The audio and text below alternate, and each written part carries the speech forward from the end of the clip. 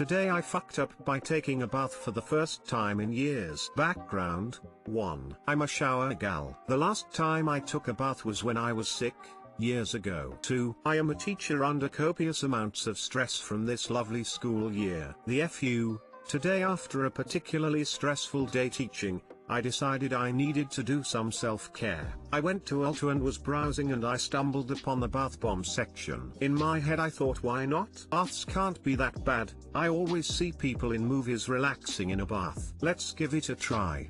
I carefully selected a pink bath bomb, and that dear reader is key to my foo. When I got home I decided to make a night out of it. I got my book, poured myself a glass of wine, put on a bubbling face mask, and I turned on some tunes. I was sitting in the tub and I dropped in the bath bomb. It was pretty and smelled great. In order to soak in the relaxation vibes I leaned back and gracefully, with my gangly ass elbows flailing about for balance, knocked the wine glass into the tub and the glass shattered instantly. So there I was, in a tub with pink water, broken glass floating everywhere, and bubbles all over my face from the face mask. I tried to wipe my eyes to see but instead rubbed the bubbles in my eyes. Called for my boyfriend who runs in and sees me crying from the soap, surrounded by glass and bloody pink water. He then sees the 3-inch long shard of glass jutting out of my back. After a mini freak out on his part, he fished out all the glass, yanked that sucker out of my back, and had to flush out my eyes because by that point they were burning and I was hysterical. 010 would not recommend taking a bath to de-stress. TL Doctor, baths are overrated unless you are a graceful swan who can control their appendages. Edit: a lot of people keep saying that glass doesn't float, so this is fake. I used the wrong word, guys. I didn't mean like floating on the top,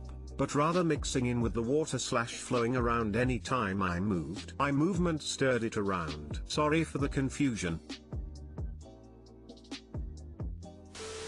The amount of bath accidents I see on here is really unsettling. I used to think my dad was exaggerating, but he might have a point. It's a dangerous place. To that incident, I'm not sure how long it'll be until I take another ha. I thought it was gonna be I got a yeast infection from the bath bomb, not this bathtub murder scene scenario. Okay, this was an incident, but I urge you not to give up on relaxing baths. Though this exact incident, replace the wine glass with a glass candle, is why I bought a stool to put stuff on for my baths. Life pro tip: plastic glasses and cups in the bath till. I feel kinda bad for laughing, but at least your boyfriend was there to help you. If the glass hadn't broken and you just spilled the wine into the tub, you could have pretended you were at one of those wine spas, right? I mean, hey, I'm balling on a teacher budget, but at least now I can brag about how I take wine baths. Today I fucked up by showing my dad my dildo. Yes, I know. A lot of similar today I fucked up on this subreddit. But I really need to get this off my chest, so here you are. This happened 10 minutes ago and I am still trying to elaborate on everything. A little bit of context: due to COVID situation I am currently working from home and staying with my parents. All my family is working, so I am home alone except for my dad, who works at night and therefore sleeps during the day. But he is asleep. That means that I can have some time for me, right? So I turn on some hentai porn. That particular is important, which I usually don't watch, but I was very out of ideas and I can appreciate their narrative. I also prepare my dear dildo and put it on my desk. Everything is ready and I start doing my business. Then, suddenly, the bell rings. We are doing some works at home in these weeks and this afternoon the electrician was supposed to come. And here he is. My little dog starts barking like a crazy. Before rushing down the stairs I wonder if it may be the case to hide my sex toy,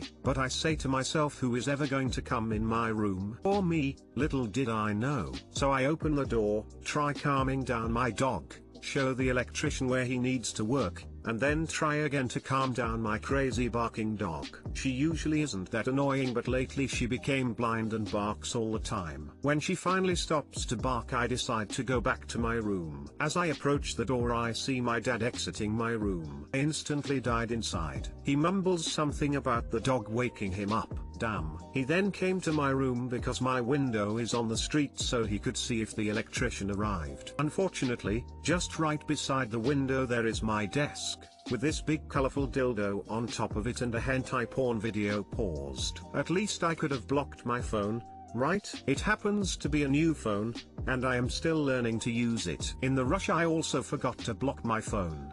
And my dad saw this hentai girl sucking a hentai boy's dick. My dad didn't say anything about this situation and I really hope that he was too sleepy to notice all of this. But to be realistic, it was pretty impossible not to see. Too long didn't read. My barking dog woke up my dad. While I was trying to calm down the dog, my dad entered my room to be welcomed by my dildo on the desk and some hentai porn. Now I'm contemplating the possibility to escape to another country.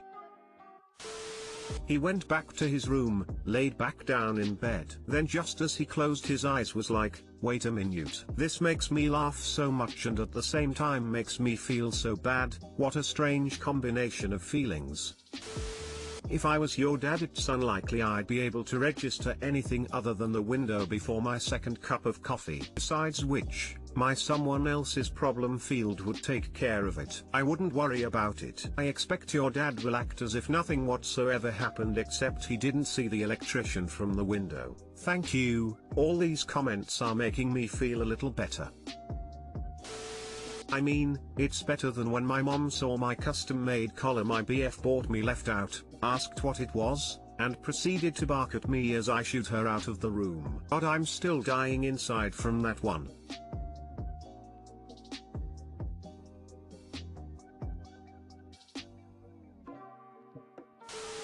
Even if he was awake enough to process it, definitely could be worse. We're always using humor in our family to talk about stuff like this. Who knows? Your father could have an even more embarrassing tale. I'm still traumatized from walking into the living room early one evening and my father was watching a show called Kink. Puzzled at this, I sat down and waited. He said, "What the hell is that?" Proceeded to explain to him that it's BDSM, to which he responded, "No. I mean, what is that?" And proceeded to point at the screen where a giant ass had fish hooks in it and was getting paddled. I started to make my exit before he made the realization that I was trying to explain BDSM to him, and as I had both feet out of the room, I hear, "Wait, what?"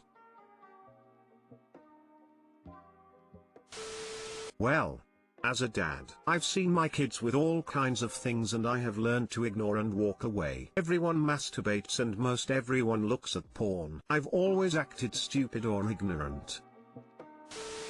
Today I fucked up by depending on a diva cup. So, along with many other women, I have jumped upon the diva cup train. Save money, save the environment, save myself from dealing with the irritation of a cotton pony aka tampon, or adult mini diaper aka pad. Feck yeah, that all sounds great. So at my work, the women's loos, aka water closet, aka toilet, are thankfully single-seater affairs, including a sink and such in the room with the bog, which is perfect for a diva cup wearer because you have to, or should do, give it a rinse before shoving it back up yourself. So I've taken the diva cup out, and I'm trying to get a bit of paper together to deal with any chance of drippage as I do the short waddle to the sink with my trousers and knickers around my ankles when I lose my grip on the diva cup. So to reiterate, one hand diva cup, one hand a wad of paper, bye bye diva cup. My immediate, and ultimately foolish reaction was to try and catch it somehow. It was too far from my hand, so out goes my foot,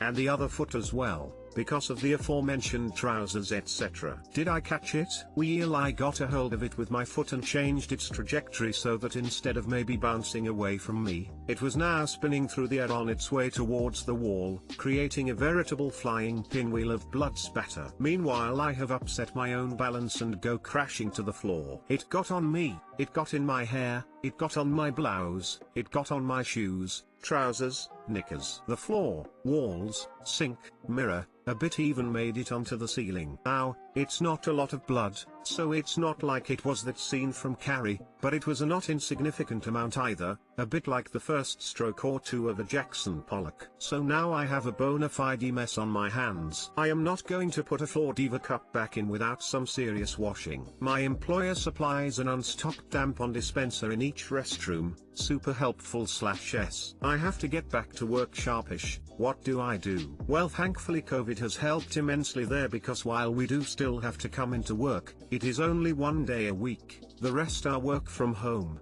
So it is only a skeleton crew on hand. Maybe nobody will notice I've been gone an age. Start by wadding up bog roll in my knickers, then rinse the diva cup and dry it off, wrap it in paper, and stuff it down into the semi-pocket of my trousers. Then I got to work wiping up everything as best I could. The ceiling was just going to have to be what it was. So now the loo's cleanish, but I look like Dexter with a diaper fetish, and no way I can go back to my desk for the rest of the day like that, so I did a runner, going to a local department store with a red and white circular logo. I bought new clothes, a new diva cup, ran back to work, back into the loo, presto chango, shoved the poly bag under my desk, and nobody noticed anything amiss. Until about 2 hours later, when an email came round about the person who has injured themselves at work, and how they must come to management straight away to file a workplace injury claim or face termination if found out later. Apparently a manager had been alerted by janitorial staff that there was a lot of bloody paper products in the bin of the women's loos, and they were concerned someone was hurt. I know this because I had to explain to my male boss the nature of the incident, and why I was in fact fine despite the crime scene I left behind me. Too long didn't read. I dropped a diva cup at work, blood got everywhere, cleaned it up, thought I got away clean, had to explain to my male boss I wasn't dying, just a disaster. I sometimes have accidents at home. I've explained it to my boyfriend in detail in case I ever go missing and bathroom looks like a crime scene under luminol. Yes, copious amounts of blood in a women's restroom must be a debilitating injury. Right, lol, silly boys.